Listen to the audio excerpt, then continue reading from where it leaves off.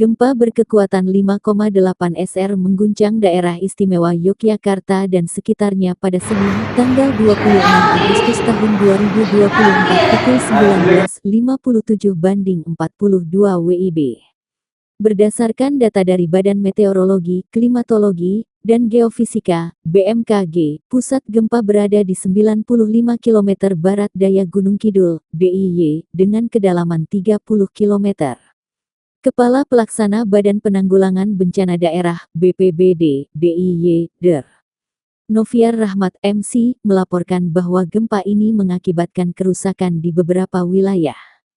Setidaknya 11 bangunan mengalami kerusakan akibat gempa ini, ujar Noviar dalam keterangan resminya Senin, tanggal 26 Agustus tahun 2024 malam. Rincian kerusakan meliputi 8 unit rumah di Kapanewon Ngelipar dan Semanu, Kabupaten Gunung Kidul, 1 unit rumah di Kapanewon Sentolo, Kabupaten Kulon Progo, 1 titik pasar di Kapanewon Prambanan, Kabupaten Sleman, dan 1 unit rumah di Kapanewon Pandak, Kabupaten Bantul. Sementara itu, dampak di kota Yogyakarta masih dalam proses pendataan.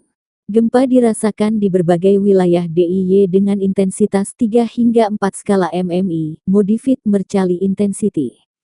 BMKG menegaskan bahwa gempa ini tidak berpotensi tsunami.